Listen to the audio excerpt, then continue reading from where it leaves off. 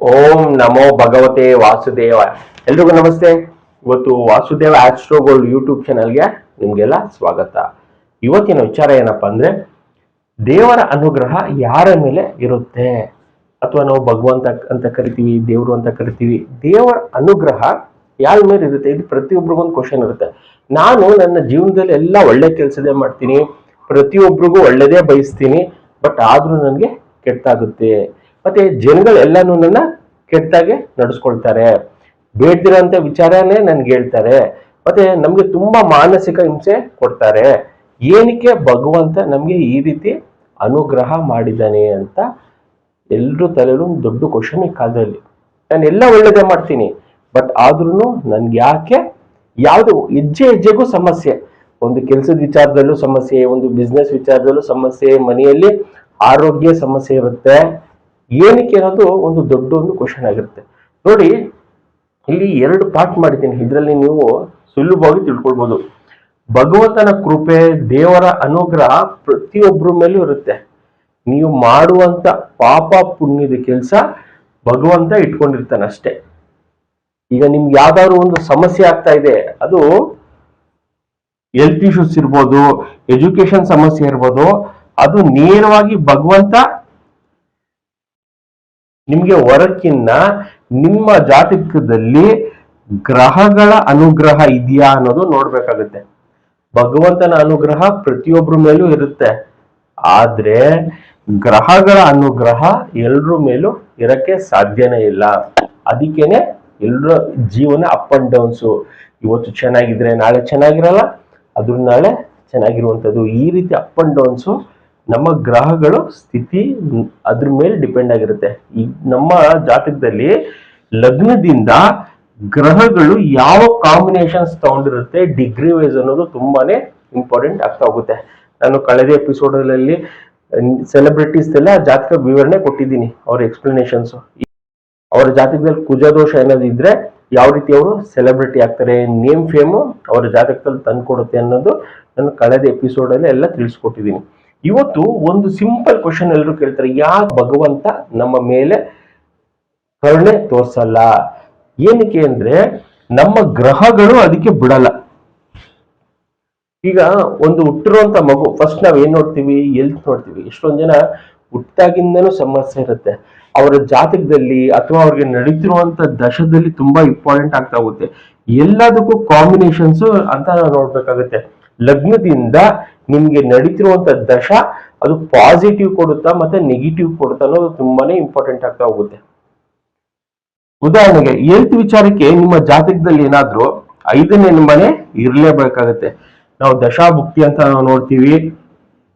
ನಿಮ್ಮ ಜಾತಕದಲ್ಲಿ ದಶದಲ್ಲಿ ಪ್ಲಾನೆಟ್, ನಕ್ಷತ್ರ ಮತ್ತೆ ಸಬ್ಲಾಡ್ ಅಂತ ನೋಡ್ತೀವಿ. ಇಲ್ಲಿ ಕಾಂಬಿನೇಷನ್ ಅಲ್ಲಿ ಪ್ಲಾನೆಟ್ ಒಳ್ಳೆ ಮನೆ ತಗೊಂಡಿದ್ಯಾ, ಅಲ್ಲಿ ಏನಾದ್ರು 8ನೇ ಮನೆ ತಗೊಂಡು ನಕ್ಷತ್ರದಲ್ಲಿ 5ನೇ ಮನೆ ಇದ್ರೆ ಸಮಸ್ಯೆಯಿಂದ ಹೊರಗೆ ಬರ್ತೀರಾ. ಅಥವಾ 5ನೇ ಮನೆ ಜಾಗಕ್ಕೆ ಏನಾದ್ರು 8ನೇ ಮನೆ ಬಂದು ಸಬ್ಲಾಡಲ್ಲೂ 8ನೇ ಮನೆ 12ನೇ ಮನೆ ಎಲ್ಲ ಬಂದ್ರೆ ನಿಮ್ಗೆ ಹೆಲ್ತ್ ಇಶ್ಯೂಸ್ ಜೊತೆಲೆ ಇರುವಂತದ್ದು. ಮತ್ತೆ ಎಜುಕೇಶನ್ ಅನ್ನೋ ವಿಚಾರಕ್ಕೆ ನಿಮ್ಗೆ 4 and 9 ಕಾಂಬಿನೇಷನ್ ಇರಲೇಬೇಕಾಗತ್ತೆ. ಪ್ರೈಮರಿ ಎಜುಕೇಶನ್ ಇರ್ಬೋದು, ಹೈಯರ್ ಎಜುಕೇಶನ್ ಕಾಂಬಿನೇಷನ್ಗೆ 4 and 9 4, 9 ಮತ್ತೆ 11 ಕಾಂಬಿನೇಷನ್ಸ್ ಇದ್ರೂ ತುಂಬಾ ಉತ್ತಮ. ಮತ್ತೆ ನಿಮ್ಗೆ ಜಾಬ್ ಸಿಗ್ಬೇಕು ಅಂದ್ರೆ 6ನೇ ಮನೆ ಇರ್ಬೇಕಾಗುತ್ತೆ. 6ನೇ ಮನೆ, 10ನೇ ಮನೆ.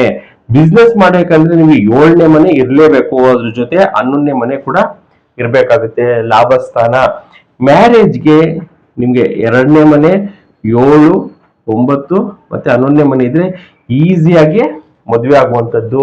ಏನಾದ್ರು ಲವ್ ಮ್ಯಾರೇಜ್ ಆಗ್ಬೇಕು ಅಂದ್ರೆ 5ನೇ ಮನೆ ಇರಬೇಕು. ನಾನು ಈಗ ಹೇಳುವಂತ ಕಾಂಬಿನೇಷನ್ಸ್ ಇದೆಲ್ಲ ನಮ್ಮ ಲಗ್ನದ ಮೇಲೆ ಡಿಪೆಂಡ್ ಆಗಿರುತ್ತೆ. ಇದು ಯಾವುದು ನ್ಯೂಮರಾಲಜಿ ಅಲ್ಲ, ಲಗ್ನದ ಮೇಲೆ ಈ ಕಾಂಬಿನೇಷನ್ಸ್, ಈ ಪ್ಲಾನೆಟ್, ನಕ್ಷತ್ರ ಮತ್ತೆ ಸಬ್ಲಾಡ್ ಅಲ್ಲಿ ಬಂದಾಗ ನಮ್ಗೆ ಅದು ಇಂಪ್ಲಿಮೆಂಟ್ ಆಗ್ತಾ ಹೋಗುತ್ತೆ.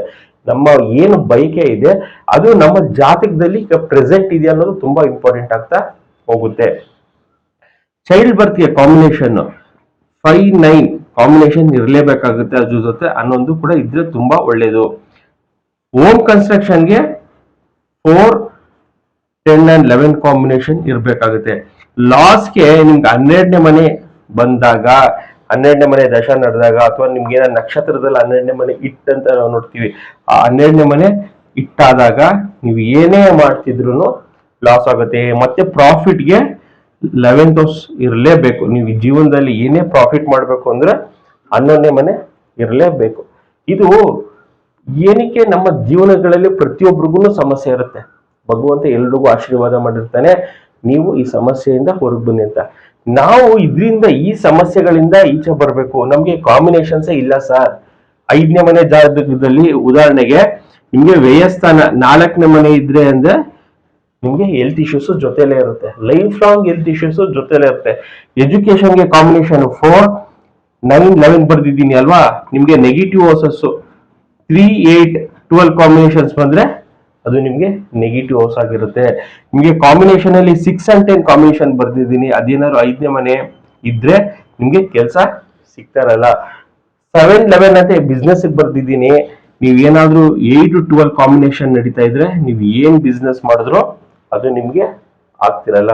ಮದ್ವೆ ವಿಚಾರಕ್ಕೆ ಎಸ್ಪೆಷಲಿ ಎಲ್ರಿಗೂ 30 ವರ್ಷ 35 ವರ್ಷ ಆದ್ರೂ ಮದ್ವೆ ಆಗ್ತಿರಲ್ಲ. ಕಾಂಬಿನೇಷನ್ಸ್ ಏನಾದ್ರೂ 1, 6, 10 ಕಾಂಬಿನೇಷನ್ಸ್ ಇದ್ರೆ ನಿಮ್ಗೆ ಮದ್ವೆ ಆಗ್ತಿರಲ್ಲ, ಸೆಟ್ ಆಗ್ತಿರಲ್ಲ, ಅಥವಾ ಇನ್ನೇನು ಎಂಗೇಜ್ಮೆಂಟ್ ಆಗಿದೆ ಕಟ್ ಆಗುವಂಥದ್ದು, ಅಥವಾ ಮದ್ವೆ ಆಗಿ ಡೈವರ್ಸ್ ಆಗುವಂಥದ್ದು, ಈ ತರ ಕಾಂಬಿನೇಷನ್ಸ್ ಇದ್ರೆ ಸಮಸ್ಯೆ. ಚೈಲ್ಡ್ ಬರ್ತ್ಗೆ 5th ಹೌಸ್ ತುಂಬಾ ಇಂಪಾರ್ಟೆಂಟ್ ಹೇಳಿದ್ದೀನಿ. 4th ಹೌಸ್ ಏನಾದ್ರು ಇಂಡಿಕೇಶನ್ಸ್ ಆದ್ರೆ ನಿಮ್ಗೆ ಮಕ್ಕಳಾಗಲ್ಲ. ಹೋಮ್ ಕನ್ಸ್ಟ್ರಕ್ಷನ್ಗೆ ನಿಮ್ಗೆ 4 ಅಂತ ಬರ್ದಿದ್ದೀನಿ ಕಾಂಬಿನೇಷನ್ ಅಲ್ಲಿ, ಅಲ್ಲಿ ಏನಾದ್ರು 3rd ಹೌಸ್ ಇಂಪ್ಲಿಮೆಂಟ್ ಆದ್ರೆ ನಿಮ್ಗೆ ಕನ್ಸ್ಟ್ರಕ್ಷನ್ಸ್ ಮಾಡಕ್ ಆಗಲ್ಲ. ಲಾಸ್ಗೆ 12th ಹೌಸ್ ಮತ್ತೆ ಪ್ರಾಫಿಟ್ಗೆ 11th ಹೌಸ್. ಈ ರೀತಿ ನೀವು ಏನೇ ಒಂದು ನಿಮ್ಮ ಜಾತಕದಲ್ಲಿ ನಿಮ್ಮ ಒಂದು ದಶಾಭುಕ್ತಿಗಳಲ್ಲಿ ನೀವು ಏನು ರಿಕ್ವೈರ್ಮೆಂಟ್ ಇದೆ ಅದು ನಿಮ್ಮ ಜಾತಕದಲ್ಲಿ ಇದೆ ಅಂತ ನಾವು ಫಸ್ಟ್ ನೋಡ್ಕೊಳ್ಬೇಕಾಗುತ್ತೆ.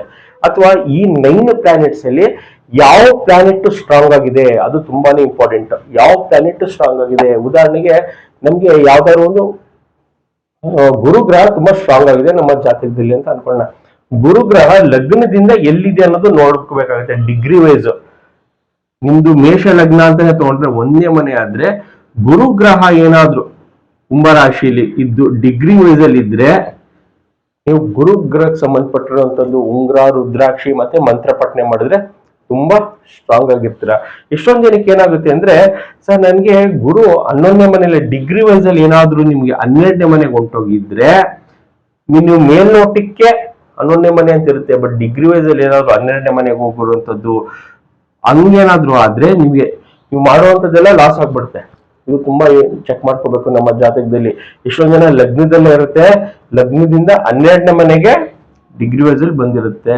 ಸೊ ಹಿಂಗ್ ಬಂದಾಗ ಏನಾಗುತ್ತೆ ಅಂದ್ರೆ ನಾವು ಏನೇ ಮಾಡಿದ್ರು ಲೈಫಲ್ಲಿ ಸಕ್ಸಸ್ ಆಗ್ತಿರಲ್ಲ. ಈ ತರ ದಶಗಳು ಗುರು ದಶ ನಡೆದು ನಾವು ಈ ಸಮಯ ಇದಕ್ಕೇನಾದ್ರು ರೆಮಿಡೀಸ್ ಮಾಡ್ಕೊಂಡ್ರೆ, ಪಾಸಿಟಿವ್ ರೆಮಿಡೀಸ್ ಮಾಡ್ಕೊಂಡ್ರೆ, ಅದಕ್ಕೆ ಉಂಗ್ರ ರುದ್ರಾಕ್ಷಿ ಎಲ್ಲ ಧಾರಣೆ ಮಾಡ್ಕೊಂಡ್ರೆ ನಮ್ಗೆ ಲೈಫ್ ಲಾಂಗ್ ಸಮಸ್ಯೆ. 16 ವರ್ಷ ಗುರು ದಶ ನಡೆಯುವಂಥದ್ದು 16 ವರ್ಷನೂ ಸಮಸ್ಯೆ ಪಡ್ಬೇಕಾಗುತ್ತೆ. ನೆಕ್ಸ್ಟ್ ಗುರುದಶ ಆದ್ಮೇಲೆ ಶನಿ ದಶ ಏನ್ ಕಾಂಬಿನೇಷನ್ಸ್ ಇದೆ ಅಂತ ನಾವು ನೋಡ್ಬೇಕು. ಆ ಕಾಂಬಿನೇಷನ್ಸ್ ಅಲ್ಲಿ ಇದ್ದಾಗ ನಾವು ಯಾವ್ದಾದ್ರು ಒಂದು ಬಿಸ್ನೆಸ್ ಮಾಡ್ಬೇಕಾ, ಅಥವಾ ನಾವು ಏನ್ ರಿಕ್ವೈರ್ಮೆಂಟ್ ಇದೆ ಇಲ್ಲಿ ಬರ್ದಿರುವಂತದ್ದು ನಾನು ಬರ್ದಿದ್ದೀನಿ. ಇದಲ್ಲದೆ ಬೇರೆ ಬೇರೆ ರಿಕ್ವೈರ್ಮೆಂಟ್ ಇರ್ಬೋದು. ನಾನು ಯಾವ್ದಾದ್ರು ಒಂದು ಪ್ರಾಪರ್ಟಿ ಸೇಲ್ ಮಾಡ್ಬೇಕು, ಅಥವಾ ನನಗೆ ಲಿಟಿಗೇಷನ್ಸ್ ಇದೆ, ಅದು ನಿಮ್ಮ ಜಾತಕದಲ್ಲೇ ನೋಡಿ ನಾವು ತಿಳಿಸ್ಬೇಕಾಗುತ್ತೆ. ಎಷ್ಟೊಂದ್ ಜನ ಹೇಳ್ತಾರೆ, ಸರ್ ನನಗೆ 2ನೇ ಮನೆ ಯಾವ ಗ್ರಹಕ್ಕೆ ಪೂಜೆ ಮಾಡ್ಬೇಕು, ಮಂತ್ರ ಪಠನೆ ಮಾಡ್ಬೇಕು ಅಂತ ಕೇಳ್ತಾರೆ. ನೋಡಿ, ನಿಮ್ಮ ಜಾತಕ ಅನುಸಾರವಾಗಿ ನೋಡ್ಬೇಕು ಹೊರತು ನಾನು ಇದು ಜಸ್ಟ್ ಎಕ್ಸಾಂಪಲ್ ಪ್ರತಿಯೊಬ್ರು ತಿಳ್ಕೊಳ್ಳಿ ಅಂತ ಮಾಡ್ತಿರೋದು. ನಿಮ್ಮ ಆರೋಸ್ಕೋಪ್ ಅಲ್ಲಿ ನಿಮ್ಮ ಡೇ ಟು ಟೈಮಿಂಗ್ಸ್ ಪ್ಲೇಸ್ ಆಗ್ತಾಗ ಲಗ್ನದಿಂದ ಡಿಗ್ರಿ ವೈಸ್ ಅಲ್ಲಿ ಯಾವ ಮನೆ 2ನೇ ಮನೇಲಿ ಕೂತಿರುತ್ತೆ, 2ನೇ ಮನೇಲಿ ಕೂತಿರುತ್ತೆ, ಅಥವಾ 7ನೇ ಮನೇಲಿ ಕೂತಿರುತ್ತೆ, ಅಥವಾ 11ನೇ ಮನೇಲಿ ಕೂತಿರುತ್ತೆ ಗ್ರಹಗಳು, ಆ ಗ್ರಹಗಳಿಗೆ ಮಂತ್ರ ಪಠನೆ ಮಾಡ್ಬೇಕಾಗುತ್ತೆ. ನಾನು ಇಲ್ಲಿ ಹೇಳಕ್ಕಾಗಲ್ಲ, ನಿಮ್ಮ ಜಾತಕದಲ್ಲಿ ಪ್ರತಿಯೊಬ್ಬರದ್ದು ನಾನು ಹೇಳಕ್ಕಾಗಲ್ಲ. ಯಾಕಂದ್ರೆ ಎಲ್ಲ ಒಂದು 5-4 ನಿಮಿಷಕ್ಕೆ ನಿಮ್ಮ ಒಂದು ಆರೋಸ್ಕೋಪ್ ಕಸ್ಪಲ್ ಅಂತ ನೋಡ್ತೀವಿ, ಚೇಂಜಸ್ ಆಗ್ಬಿಡುತ್ತೆ. ಜಸ್ಟ್ ನಾನು ಎಕ್ಸ್ಪ್ಲೇನ್ ಮಾಡ್ತಿರುವಂತದ್ದು ಮೇನ್ ಚಾಟೆ ಬೇರೆ, ಅಲ್ಲಿ ಡಿಗ್ರಿ ವೈಸ್ ಅಲ್ಲಿ ಗ್ರಹ ಅಲ್ಲೇ ಇದೆಯಾ ಅನ್ನೋದು ತುಂಬಾ ಇಂಪಾರ್ಟೆಂಟ್ ಆಗುತ್ತೆ. ಅದ್ರ ಮೇಲೆ ನಾವು ಡಿಸೈಡ್ ಮಾಡ್ಬೇಕು ನಮ್ಮ ರಿಕ್ವೈರ್ಮೆಂಟ್ ಏನಿದೆ. ನಮ್ಗೆ ಮಕ್ಕಳಾಗ್ತಿರಲ್ಲ ಅಂತ ಅನ್ಕೊಳ್ಳ, ಕಾಂಬಿನೇಷನ್ ಅಲ್ಲಿ ಲಗ್ನದಿಂದ 5ನೇ ಮನೆಯಲ್ಲಿ ಯಾವ ಗ್ರಹ ಇದೆ, 9ನೇ ಮನೇಲಿ ಯಾವ ಗ್ರಹ ಇದೆ, ಅಥವಾ 11ನೇ ಮನೇಲಿ ಯಾವ ಗ್ರಹ ಇದೆ ಅಂತ ನೋಡಿ ಅದಕ್ಕೆ ಸಂಬಂಧಪಟ್ಟಿರುವಂತದ್ದು ಉಂಗ್ರ ರುದ್ರಾಕ್ಷಿ ಮಂತ್ರ ಪಠನೆ ಮಾಡ್ಬೇಕಾಗುತ್ತೆ. ಈ ರೀತಿ ಗ್ರಹಗಳು ಅನುಗ್ರಹ ನಮ್ಗೆ ಎಲ್ಲಾ ವಿಚಾರದಲ್ಲೂ ಮಾಡಲ್ಲ. ನೀವು ಒಂದರಲ್ಲಿ ಪ್ಲಸ್ ಕೊಟ್ರೆ ಇನ್ನೊಂದ್ರಲ್ಲಿ ಮೈನಸ್ ಕೊಡುತ್ತೆ. ನಿಮ್ಗೆ ಕೆಲ್ಸದ ವಿಚಾರ 6ನೇ ಮನೆ ನಿಮ್ಗೆ ಒಳ್ಳೆ ಕೆಲಸ ತಂದು ಕೊಡುತ್ತೆ. ಬಟ್ ನಿಮ್ಮ ಒಂದು ಮದುವೆ ಜೀವನದಲ್ಲಿ ಏನಾದ್ರು ಸ್ವಲ್ಪ ಕಿರಿಕಿರಿ ಇರುವಂತದ್ದು, ಇದನ್ನ ನಾವು ನೋಡ್ಕೊಳ್ಬೇಕು. ಈ ಕಿರಿಕಿರಿ ಎಲ್ಲಿ ತನಕ ಇರುತ್ತೆ ಅನ್ನೋದು ತುಂಬಾ ಇಂಪಾರ್ಟೆಂಟ್ ಆಗ್ತಾ ಹೋಗುತ್ತೆ. ನಿಮ್ಮ ಜೀವನಗಳಲ್ಲಿ ಯಾವ್ದಾದ್ರು ಒಂದು ಸಂದರ್ಭದಲ್ಲಿ ನೀವು ನಾನೆಲ್ಲ ಕಳ್ಕೊಂಡ್ಬಿಟ್ಟಿದ್ದೀನಿ, ನನ್ನ ಹೋಪ್ ಝೀರೋ ಆಗಿದೆ ಅಂದಾಗ ಆಗ ನಿಮ್ಮ ದಶದಲ್ಲಿ ನೋಡ್ಬೋದು ಎಲ್ಲಿ ತನಕ ಈ ಸಮಸ್ಯೆ ಇದೆ. ಪ್ರತಿಯೊಬ್ಬನಿಗೂ ಈ ಲೈಫಲ್ಲಿ ಆಗಿರುತ್ತೆ, ಅವ್ರ ಲೈಫು ನನ್ ಮುಗ್ದೋಯ್ತಪ್ಪ, ನನ್ನ ಲೈಫ್ ಮುಗೀತು, ಇಲ್ಲಿಗೆ ಸ್ಟಾಪ್ ಆಯ್ತು, ಎಲ್ಲಾ ಕಳ್ಕೊಬಿಟ್ಟಿದೀನಿ ಅಂದಾಗ ಅವಾಗಾದ್ರೂ ನಮ್ಮ ಏನ್ ನಡೀತಾ ಇದೆ ಕಾಂಬಿನೇಷನ್ ನಮ್ಮ ಜೀವನಗಳಲ್ಲಿ ಇಲ್ಲಿಗೆ ಮುಗ್ದೋಯ್ತಾ ಅಂತ ತಿಳ್ಕೊಂಡ್ರೆ ಸಾಕು. ನೆಕ್ಸ್ಟ್ ಬರುವಂತ ದಶ ಯಾವ ರೀತಿ ಇರುತ್ತೆ ಅದು ನಮ್ಗೆ ಇನ್ನ ಬೂಸ್ಟ್ ಅಪ್ ಮಾಡ್ತಾ ಹೋಗುತ್ತೆ. ಈಗ ಈ ಉದಾಹರಣೆಗೆ ಗುರು ದಶ 16 ವರ್ಷ ಬರುತ್ತೆ. ಈ 16 ವರ್ಷ ನಮ್ಗೆ ಎಷ್ಟೋ 10 ವರ್ಷ ಕಳೆದೋಗಿರುತ್ತೆ. ನೀವು ಒಂದು ನಮಗೆ ತೋರಿಸಿದಾಗ ಜಾತಕ ವಿಶ್ಲೇಷಣೆ 10 ವರ್ಷ 12 ವರ್ಷ ಕಳೆದೋಗಿರುತ್ತೆ. ಇನ್ನೊಂದು 4 ವರ್ಷ ಸಮಸ್ಯೆ ಇರುತ್ತೆ. ನೆಕ್ಸ್ಟ್ ಬರುವಂತ ಶನಿ ದಶದಲ್ಲಿ ಅಲ್ಲೇನಾದ್ರೂ ಕಾಂಬಿನೇಷನ್ ಅಲ್ಲಿ 2, 7, 11 ಕಾಂಬಿನೇಷನ್ಸ್ ಇದ್ರೆ ನೀವೇನಾದ್ರು ಒಂದು ಬಿಸ್ನೆಸ್ ಮಾಡ್ತಿದ್ರೆ, ಮದುವೆ ವಿಚಾರ ಮಾಡ್ತಿದ್ರೆ ಎಲ್ಲ ಸಕ್ಸಸ್ ಆಗ್ಬಿಡುತ್ತೆ. ನೀವು ವೇಟ್ ಮಾಡ್ಬೇಕು.